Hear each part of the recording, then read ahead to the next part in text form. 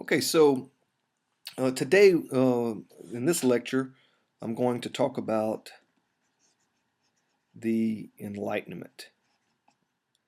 And really, you could say this is the European Enlightenment. And we'll talk really about what this means. And it's a very important lecture because I was going to stop with the last lecture before the next test, but I want to go ahead and use the information in this lecture, and I might have one more for the test. Okay, so I'll send you an email to make all of that very clear. Now, between the early 1500s and 1700s, there were several scientific theories and discoveries, and of course, probably one of the most well, kind of wouldn't say it started off necessarily all of this, but definitely one of the starts was Nicholas Copernicus. All right, he was a Polish astronomer, and he published on the revolutions of the heavenly spheres. And basically, what he said, what he theorized was a heliocentric um, model of the universe and of the galaxy. So instead of a geocentric view where the Earth is the center of everything, what Copernicus said was no, it makes a lot more sense if the sun is in the center. Okay, of course he was persecuted for that. Um, Galileo Galilei was also very important. So Copernicus was, he lived from 1473 to 1543, so it's not really that big of a deal, but just to kind of give you an idea. Uh, a Florentine, an Italian scientist, Galileo Galilei, is known for many of his inventions. But most importantly, he developed several laws of dynamics. It dealt with inertia, and he's the one that first came up really with the theory of gravity. Basically, he said that if you're in a vacuum and you get a feather and a bowling ball and you drop, they're gonna fall uniformly. But it was Isaac Newton. Okay, he lived from 1640s. I think it was 1642 to 1727. I think those dates are right. And basically, he was able to really prove um, what a lot of the things that Copernicus was saying, and also kind of put down, mathematically prove Galileo's idea or theories on gravity. His Newton is significant for three reasons. The first reason, he solved the problems that plagued the heliocentric theory, okay, which was started by Copernicus. And he convinced the world of its validity.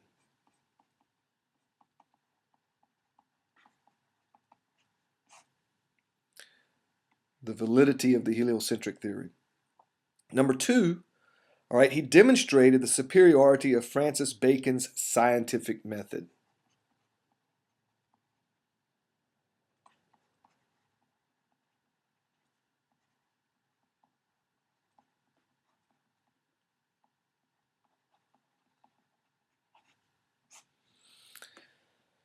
What that basically was that it combined reason or hypothesis with experimentation in an unending cycle. But the most important thing that I want you to remember, and this is very important, and I'll put it right under here, talking about the Enlightenment, and what I'm saying, this is why Newton was so important. The third reason, and at least as far as our discussion, the most important reason, is that Newton showed that the entire universe existed under a single or under a set of laws that were discoverable by human beings. Now, one of the things that you and so these scientific discoveries led to what historians call the Enlightenment. And this was a period of time when I say they, certain individuals, educated individuals. Remember, not everybody was educated back then. Most people couldn't read in Europe. But people in the nobility, people that were educated, well, what they started doing is they said, well, you know what? I mean, this was like a great discovery. It's like, oh, well, the world is made up of laws, and these laws are discoverable by human beings. And if God made the world, He obviously made these laws. And if we can discover things about the world in nature, right? If we can understand nature and God's laws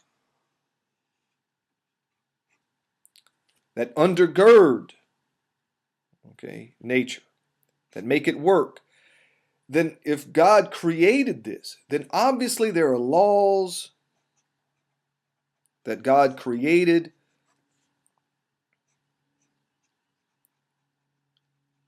that govern human affairs.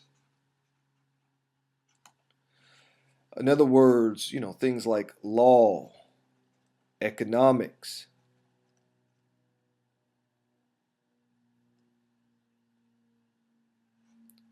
politics, etc. Now, we talked about God. So, um, what is the connection between God and the Enlightenment? Because, as I said, Enlightenment thinkers definitely believed in God, but many of them did have a major problem with religion, and one could argue whether they were even Christian. In fact, many of them were adherents of deism, or they were deist. And a deist is someone that believes in God, all right, but, now this is a big but, does not believe that God interferes with human affairs.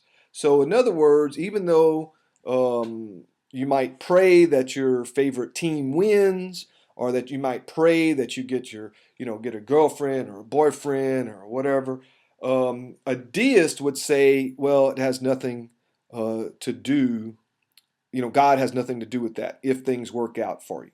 Okay? If you get on a plane and you fly somewhere, all right, and you pray to God and you make it, a deist is going to say, well, it had nothing to do, God does not get involved. All right? Basically, God created the world and then left it alone.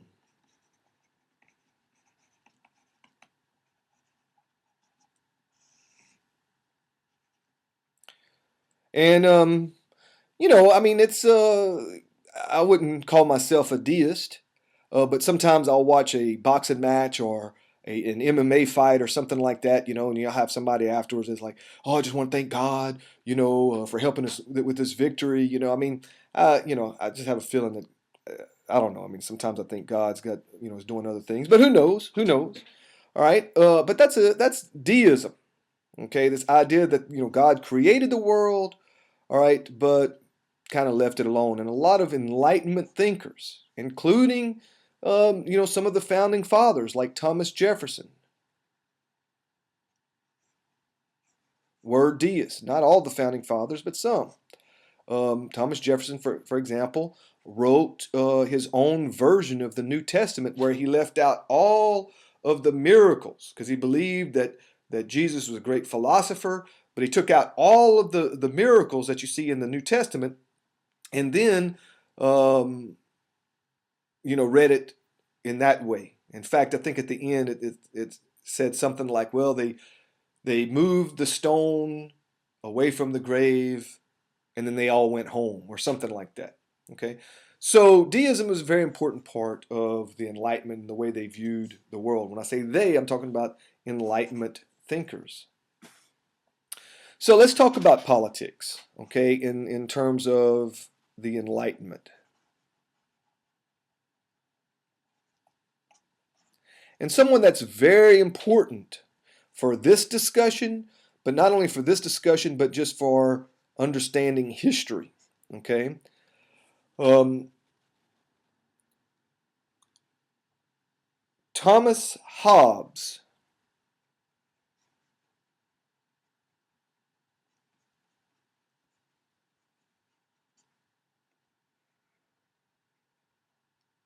wrote Leviathan. Okay, so this is a famous book. And sometimes Thomas Hobbes is considered an Enlightenment thinker, but sometimes he's not. It just depends on the historian. He definitely started, I mean, he laid the foundation for people like John Locke that we're going to talk about in a little bit. We're not going to talk to him. That would be kind of, weird since he's, been dead for a long time. Thomas Hobbes wrote the Leviathan, and a lot of people don't look at him as this, an Enlightenment thinker. And like I said, it's not really. I mean, he wrote Leviathan in the 1600s. All right, specifically, let me say, 1650. I think it was 1651. In fact, let me look at my notes here. Let's see. Yes, 1651. I was right. And so this is kind of like a little bit before the Enlightenment. Also, Hobbes is considered kind of a very conservative thinker, someone that did not want a lot of change, someone that was not optimistic, and this is very important, someone that was not optimistic about human nature. The Enlightenment thinkers were very optimistic. Enlightenment thinkers believe that, look, now we know that the universe is governed by certain laws, and if we can find the laws that govern human affairs, then we can create a utopia.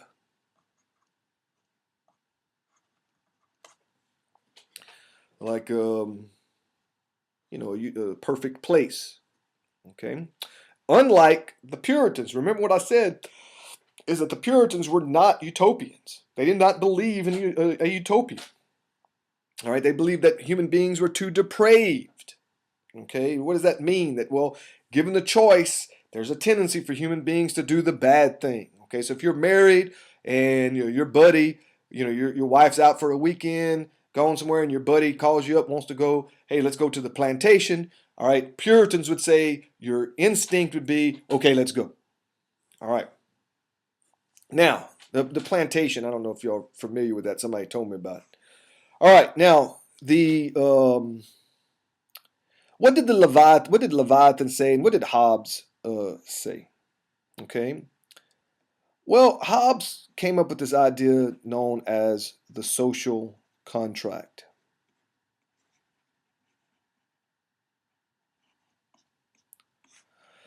And basically, what this stated was that if you leave society alone completely, all right, that just in a pure state of nature, without any form of government, men would kill each other for wealth and power. And there would be little incentive for production, since the produce of the weak would be seized by the strong. In other words, let me just break it down like this to you. Basically, it would just be chaos. Hobbes wrote in this state of nature, quote, and this is a famous quote, the life of man would be solitary, nasty, brutish, and short. And listen very carefully here, in order to prevent this hellish state of affairs, in order to maintain law and order,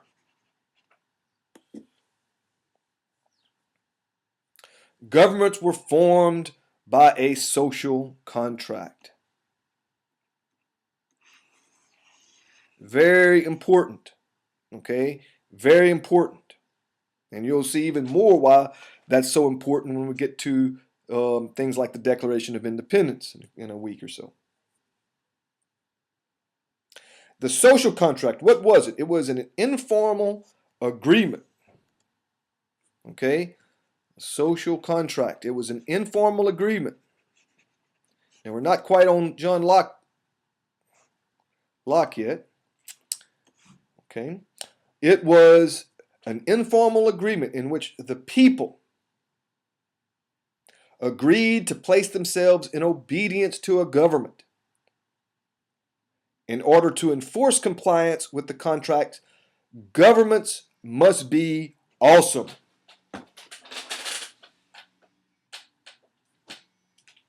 In other words, governments needed to be strong enough to enforce this social contract.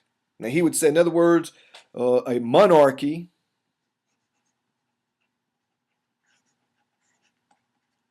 had to be absolute. A monarchy had to be absolute, or an absolute monarchy, a strong government. Okay? Now, heavily influenced by Thomas Hobbes, John Locke wrote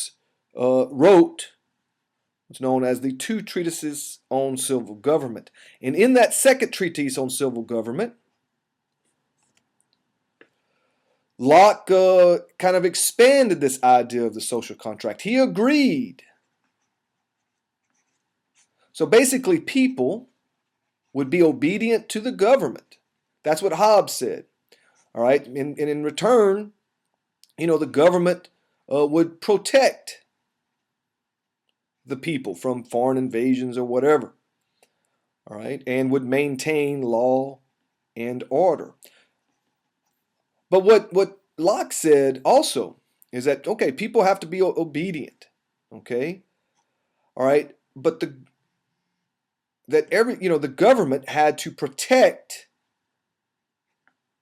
life, liberty, and property. So originally under Hobbes, it was more like the government protected, I said the people, well, more just maintained law and order, and then the people agreed to be obedient to the government. And what Locke said was that, yes, all this is true, but they had, when we say, maintain law and order, blah, blah, blah, we're going to add to that. And what the government needed to do, or what they had to do, all right, was protect life, liberty, and property. This is very important. Okay, and you've probably heard of that. I mean, we've talked about the Declaration of Independence, life, liberty, and the pursuit of happiness.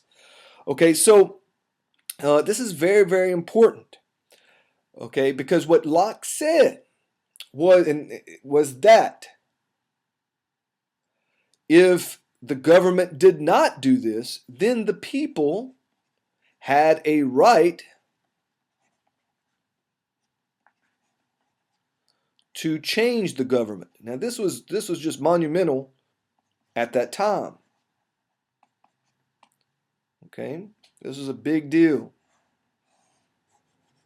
Doesn't seem like a big deal today because we kind of take these ideas almost, for granted. Okay, so we're going to stop there, and then I'm gonna give you probably one more lecture, and then that'll be all the information for the test. So, all right.